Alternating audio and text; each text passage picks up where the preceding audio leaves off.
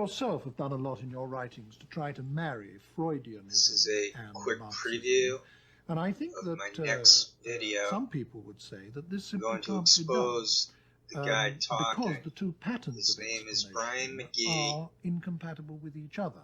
I mean, to put it He had extremely this show briefly, interviewing Marxist locates the big ultimate level of names explanation of for human affairs academia, in philosophy technique. mostly. The theory, put very simply, is On that this the one, level of development he of tried the means to of production tear in a apart society Herbert at any given time Marcuse. determine the formation of classes in that society. And that's my next and that in turn project. determines the I'm going to do one of relationships those of individuals to each watch-alongs. other, and on that basis grow up what Marxists call the superstructure That guy right there, of ideologies, religions. he only had a philosophy, art, bachelor's and so on. degree in Now, history. according to Freud, He's a fraud. something Look at him entirely different flashing is the ultimate the 666 right explanation of human behavior. there. The ultimate explanation, according to him, I think he was trying to lies gauge in the repressed if contents Marcuse of the unconscious, our unconscious was also wishes, fantasies, fears, a feelings, and so on, which Freemason. are repressed as a result of distortions in our earliest relationships. Above all, I had with someone our do that parents. to me once. And They're trying to see if explains, you're not only social in behavior, their but also ideologies, demented art, religion, secret and so on, society. in terms of the externalization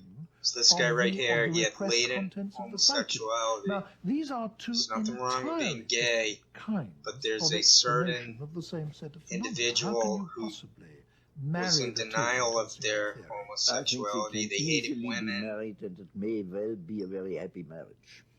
I think there are It two seems extremely different that interpretations Hitler, of the two Nazis, different they had levels latent of the same homosexuality. whole, the same totality. Marcuse, I now have them on mute for the rest of this.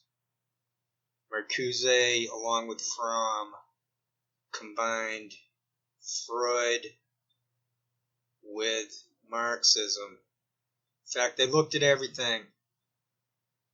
The Frankfurt School was known for exposing the culture industry, how shallow society is, how it's the structure of society. For lack of a better word, it sucks. So what we have here is this great thinker, one of the greats of all time, and he batted back this Brian McGee guy every single time. I only noticed Marcuse do a shush to the mouth once. I don't think he was involved in Freemasonry. I don't think someone that smart would have gone near it. These were great thinkers. Somehow they pulled it off. They are the up-to-date of sociology. Brian McGee tried to destroy that truth, tried to knock it down, but it can't be done. Truth is truth. Truth is part of his. That guy right there was a very bad, evil moron who was basically a government plan. I looked into it. He served in military intelligence. But I'm moving ahead towards the next video, which that's got nothing to do with this video that I've already made. And this to the beginning of it. I've got Whitney Webb cropped out. I think the guy she's with is called a Johnny Vedmore. They could all probably be fake names. My videos were basically perfect in the imperfection. I am from the Marcuse school of thought in which there must be an intolerance of tolerance. Paid fakes who are COINTELPRO need to be outed. We need to know who they are and where they are from. So to protect people out there, to let anyone know that they are plants, So I'm just going to talk a little bit more before we get to the Whitney Webb thing. My videos look popular if you go by what has the most views. So if you go to videos on my channel, and you click on most popular through the Dropbox, I'm looking alright. It's looking alright. And I guess that's why they've been trying to gaslight me for quite a while now. I didn't stop, and I didn't absorb any of their gaslighting. It doesn't hurt me to get gaslit by them. I know there's no way to prove it, but I proved what I proved in regards to their faces and in regards to how they're scripted. Please don't underestimate what I came up with in regards to the teleprompter nonsense going on, fault lines. Trying to think of something more to say. Is there anything more to add? So my movie watch along thing is going well. I've nailed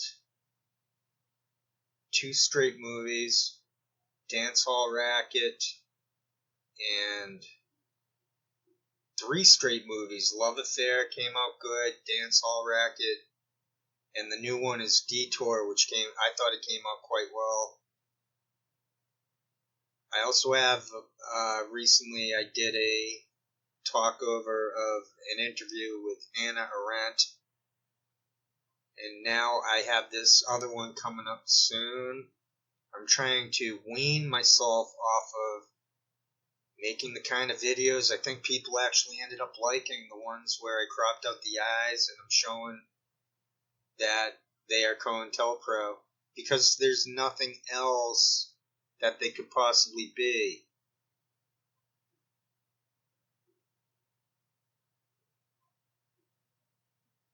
They're trying to gaslight me because I can't possibly prove. I can talk about it, and that's about all I can do. So, for example, I'll give one example. So I referred to Jardula as the same weasel as Lou Costello. And then a few days later, or something, they were talking about Jardula. He's not a weasel. He's a marmot.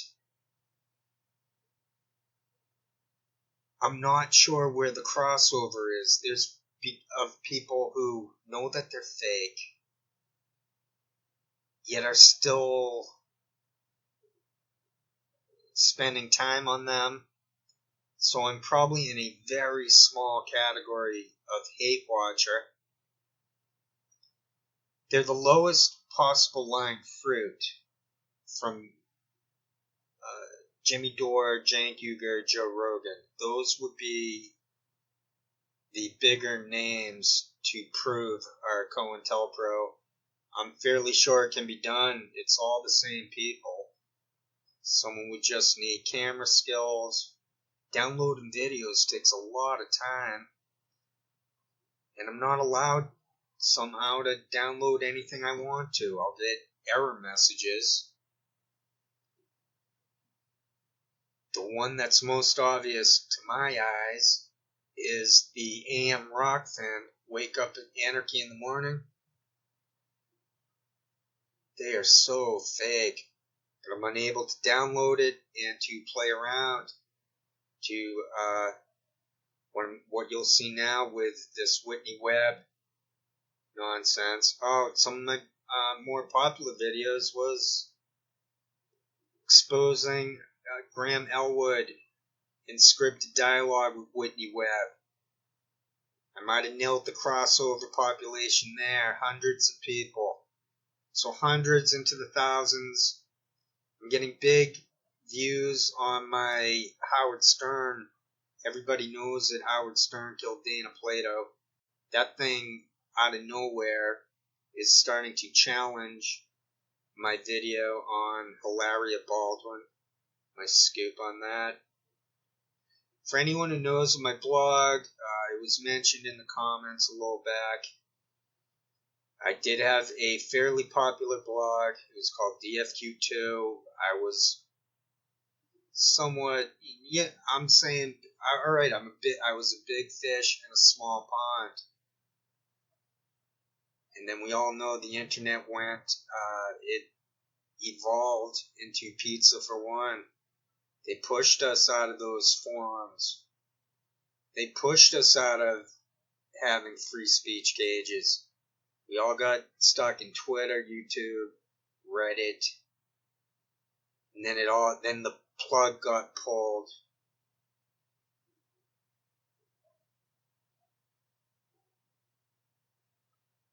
I don't have the real life investigative skills. Unfortunately, the medium is dead. We're not allowed to use the medium. Habermas wasn't a great person. I admit it. The Frankfurt School of Critical Theory was already dead. Habermas killed it off, to be blunt. He made a big deal out of the internet. Oh, the internet, wow. This is going to be a positive staring device. Anyone with half a mind had to realize the military was all over it. But no, people continue to act. No, the only people who get airtime are either 100 years old, like Noam Chomsky, who couldn't possibly know what's going on. He's so tied into the old school of perceiving reality, he couldn't know. You know who knows? I know. And any of you who found my videos and my blogging over the years, you know too. And you know how honest I am. You know everything. Every mistake I make is inadvertent. It's not because I'm a nut job.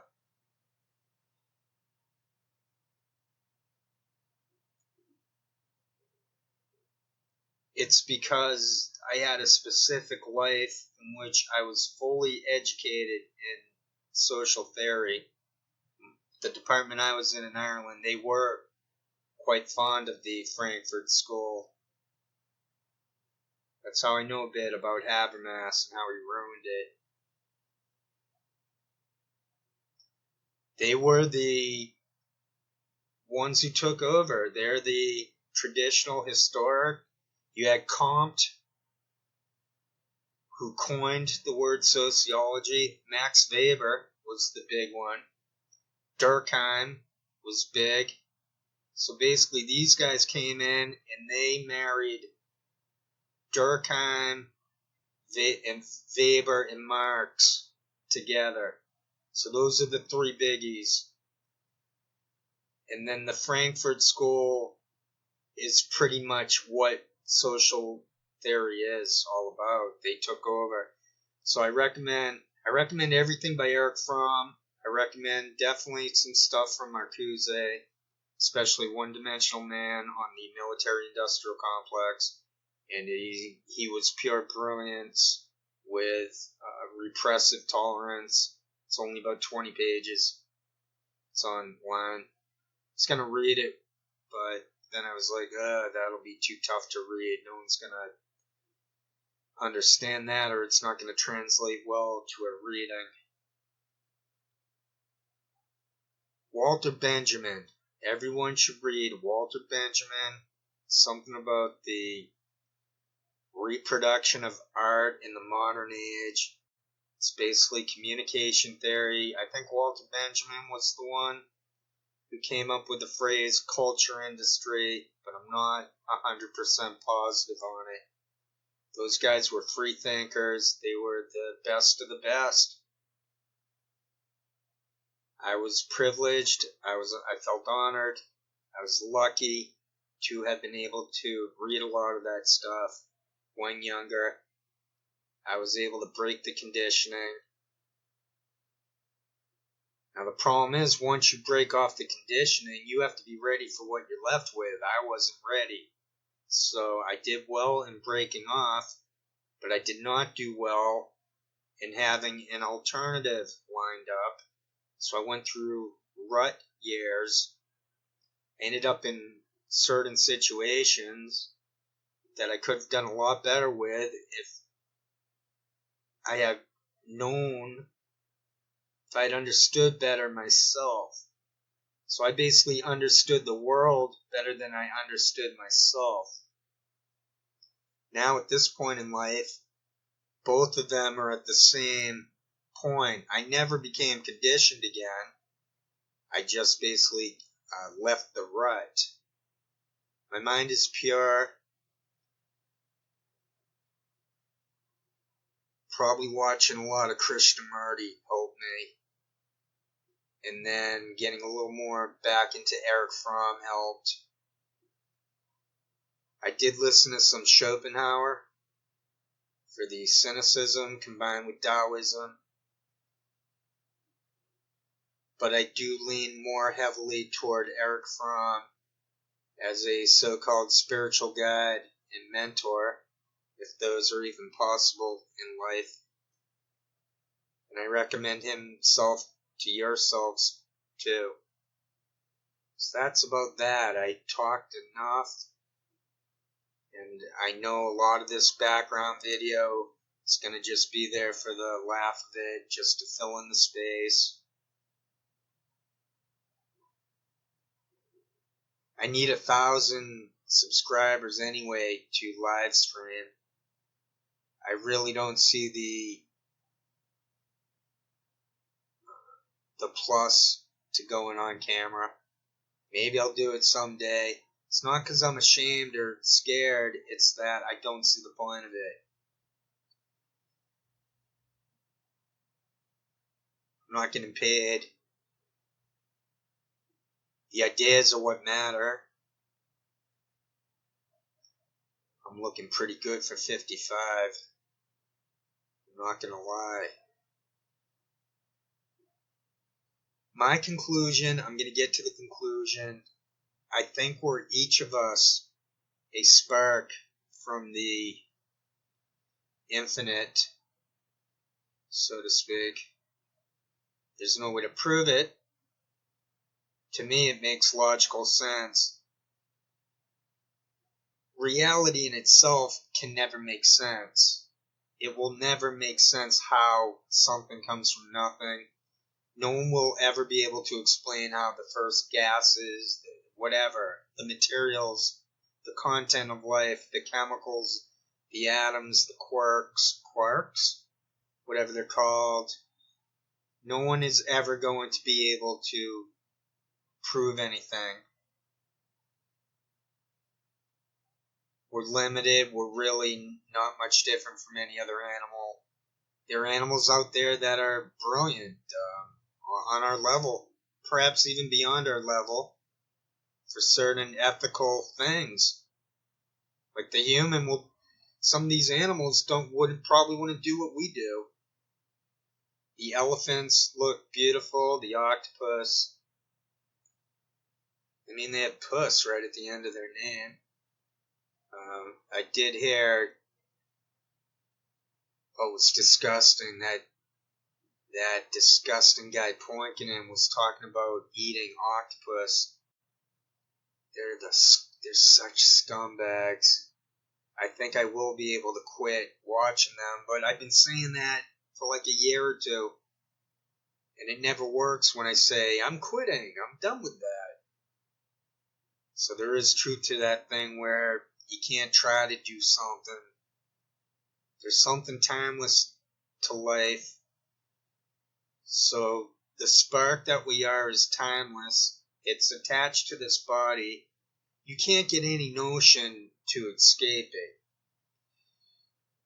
You can't, people who kill themselves, if they think, well, if there's reincarnation, I'll just get on to the next life. Well, you're going to screw the next life. You have to take the life that you have. Now, I can't prove any of that we're reincarnated. I just think it's damn obvious that we are, based on those little kids remembering stuff. So unless someone can prove that's a hoax, I don't think it was proven a hoax. In fact, it seems legit. A million times more legit than any talk about UFOs. There's zilch evidence on UFOs.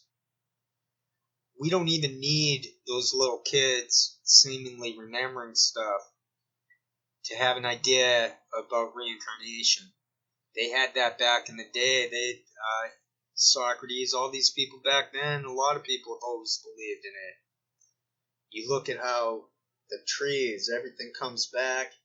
You look at the idea that a cat is a cat is a cat, yet we're also individuals. So even though we're all cats, there's something extremely individual about us. So there are things on multiple levels. We're both individual, yet everything is borrowed.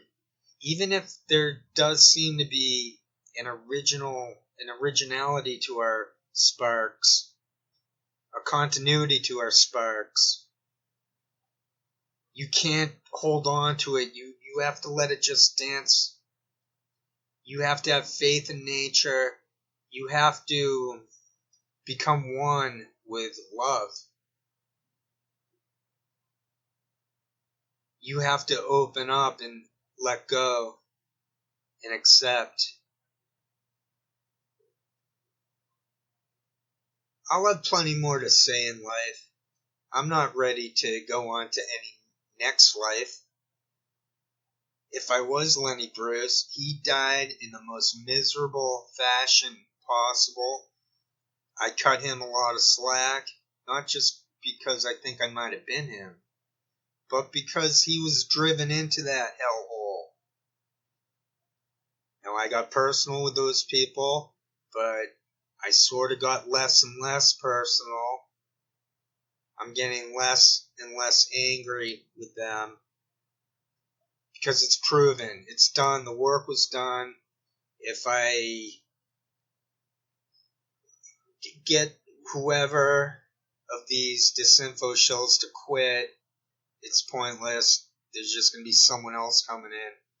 So the main goal of what I came up with basically was to get the information out to other human beings that they're scripted and that they're trying to gaslight you, that it isn't right what they're doing, that it is demented,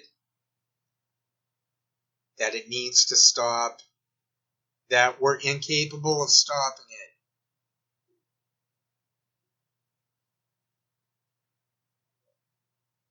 My next video, I'm going to do that watch along. Hopefully I can get us, anyone who comes across my videos, the new ones, the next ones, the movies, whatever I'm up to next, hopefully I'm able to transcend everything I've already been through in regards to Internet COINTELPRO, to not fixate on it, to move on from it, but to not deny it. I'm very proud of what I came up with. I proved fake news before anyone was talking about fake news, before they were using that phrase. I did quite well, and I don't feel ashamed.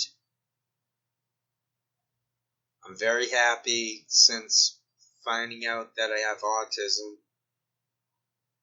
I don't have the ambition anymore in life that I used to have since finding that out.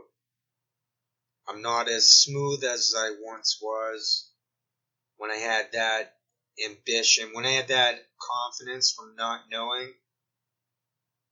I'm being constantly bombarded with sensory overload. I can't go back. None of us can go back.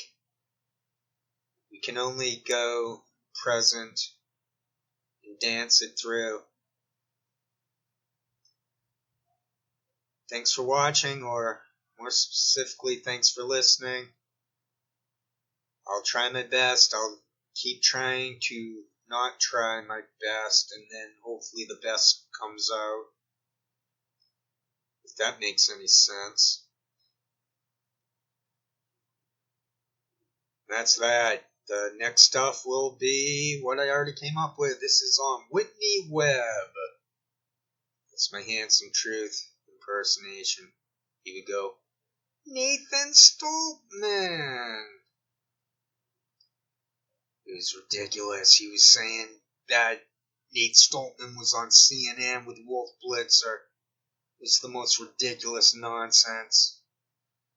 No wonder they can only get people really out of it to entrap them.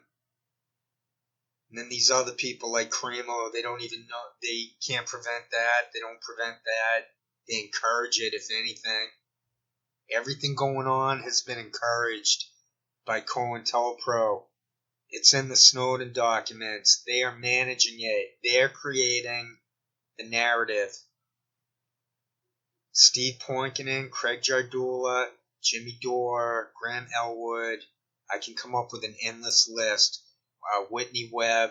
Well, not endless, but, well, yeah, it's endless because they keep adding on new tools, new rat shills. These people are called snitches. They're called informants. They're Five Eyes. Bet on it. This is the Tokyo Shemp News Sports Entertainment Network. The first question is the shortest, and she does ramble on in her questions. But are we talking about 2 years, Lip 20 smack. years, 200 years? And this is really the big question. How soon will this script. digital dictatorship be upon us? Not whether or not this digital dictatorship will be upon us.